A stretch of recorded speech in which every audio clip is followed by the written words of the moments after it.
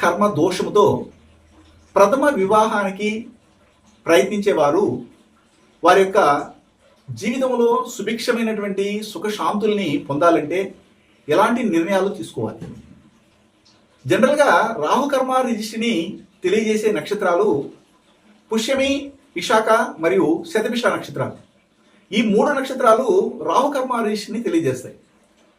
అయితే ఈ పుష్యం అనే నక్షత్రము శని యొక్క అధీన నక్షత్రం కదా, విశాఖ అనే నక్షత్రము గురువు యొక్క అధీన నక్షత్రం కదా, శతభిష అనే నక్షత్రము రాహు యొక్క అధీన నక్షత్రం కదా. మరి ఈ 3 నక్షత్రాలు కూడాను డిఎన్ఏ జెనెటిక్ కనెక్టివిటీ ఏ విధంగా పొందాయి? ఒక గూటి పక్షుల్లాగా ఒకే కుటుంబ పరంపరలో ఏ విధంగా వీళ్ళు మళ్ళీ మళ్ళీ పుడుతున్నారు? వీటన్ని మనం పరిశీలించినప్పుడు దీన్నే డిఎన్ఏ కనెక్టివిటీ అంటారు. వంశపారంపర్యంగా మనం తీసుకొస్తున్నటువంటి ట్రాన్స్ఫర్మేషన్ అలా ట్రాన్స్ఫర్ అవుతుంటుంది ఆ జీన్స్లో. అయితే రాహు యొక్క కారకత్వాలు ఇక్కడ పనిచేయడము మనం గమనిస్తాం.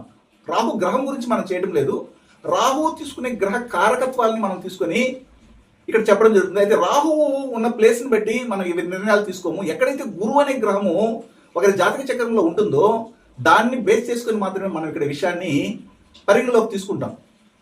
అయితే ఈ 3 నక్షత్రాలలో ఏ ఒక్క నక్షత్రంలో ఒక కుటుంబ పరంపరలో పుట్టినా ఆ కుటుంబ పరంపరలో మిగిలిన 2 నక్షత్రాలు ఉంటాయి.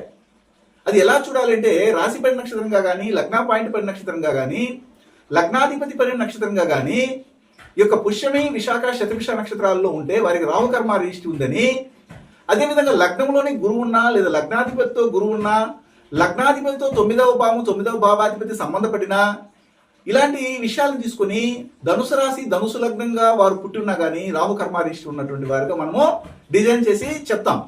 అయితే ఈ రాహుకర్మ రిజిస్ట్రీ మాకు ఉంది లేదనేది మాకు ఎలా తెలుస్తుందండి? మా దగ్గర డేట్ ఆఫ్ బర్త్ లేదు, టైమ్ ఆఫ్ బర్త్ లేదు, ప్లేస్ ఆఫ్ బర్త్ లేదు, ఏ విషయాన్ని కూడా తెలుసుకోవడానికి మా పూర్వీకులు రాసి పెట్టలేదంటే మీ కుటుంబ పరంపరలో ముఖ్యంగా ట్రాన్స్పోర్ట్ అనే ఒక వృత్తి అనేది నడుస్తుంటుంది. ఎలక్ట్రికల్ అండ్ ఎలక్ట్రానిక్స్ సంబంధమైన వృత్తుల్లో ఉన్న వాళ్ళు, కెమికల్ సంబంధమైన వృత్తుల్లో ఉన్న వాళ్ళు, అదేవిధంగా ఇతర దేశాల్లో ఉన్నటువంటి వాళ్ళు, 2 వివాహాలు చేసుకున్న వాళ్ళు, ఇంటర్ క్యాస్ట్ మ్యారేజ్కి వెళ్ళినటువంటి వాళ్ళు కానీ ఇక్కడ కనబడతారు.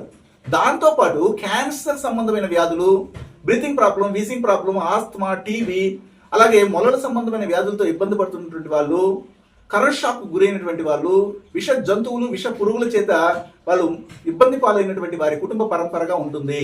ఇలాగ వీటన్నిటిని కనెక్ట్ చేసి మనం ఒక పాజిటివ్ని చెప్తుంటాం, అదేవిధంగా మరొక వైపు నెగిటివ్ని కూడా చెప్తాం. అయితే వీరికి ఈ దోషం ఉందని మనకు తెలిసి